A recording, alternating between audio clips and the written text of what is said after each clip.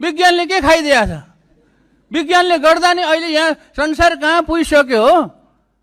अनुसन्धान नवप्रवर्तन गर्दा संसार कहाँ भइसक्यो? के साह्रो रिस गरेको? पहिलाको पुरानो सरकारहरूले त गर्यो ठिक छ। मैले पुरानो सरकारलाई के भन्थेँ भने उहाँहरू बुढा हुनुभएको छ अनि अलिक दिमागले भेटेन होला, गरेन। अहिलेकोले त भेट्नुपर्ने हो नि, खै भेटेको? यो कुरा चाहिँ म चाहिँ एकदमै यो नवप्रवर्तन कोषको जुन अध्यादेश छ यो ल्याउनको लागि मैले अहिलेको मन्त्रीमण्डललाई, अहिलेको सरकारलाई पनि अनुरोध गरिरहेको छु। त सुनाइ चाहिँ भएको छैन।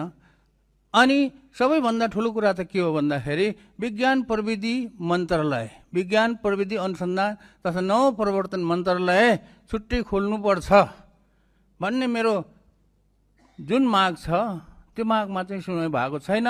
र यहाँ चाहिँ के आइरहेको छ भने प्राधिकरणबाट चलाउने रे। किन भन्दाखेरि अर्को मन्त्रालय बनाउँदाखेरि विज्ञान प्रविधि मन्त्रालय भन्ने एउटा मन्त्रालय बनाइयो भने खर्च बढ्छ रे। 2-4 अरब रुपियाँ एउटा मन्त्रालय चलाउनलाई लाग्छ। त्यो पैसा बचाउनलाई 2-4 अरब ठुलो हो कि विज्ञान प्रविधि अनुसन्धान नवप्रवर्तन ठुलो हो? विज्ञान प्रविधि नवप्रवर्तन भनेको के हो? तपाईँले अहिले सुशासन ल्याएर के बनाउनु भइरहेछ भने एउटा राम्रो चिज बनाउनु खोज्नु भएको छ, राम्रो गाडी बनाउन खोज्नु भएको छ।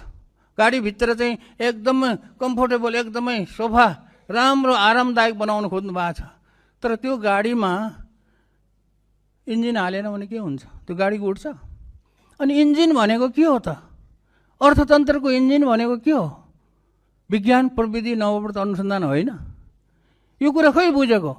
अरूले त बुझ्नु भएन। योभन्दा अगाडिको विगतका सरकारहरूले बुझ्दैन।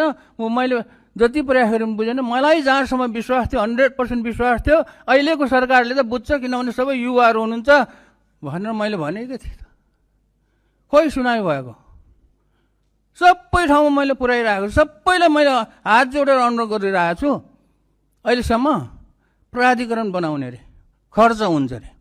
प्राधिकरण बनाएर विज्ञान प्रविधि अनुसन्धान तथा नवप्रवर्तन विकास हुन्छ भने अरू मन्त्रालय पनि शहरी विकासको पनि प्राधिकरण बनाएर त्यो मन्त्रालय किन चाहियो त्यो?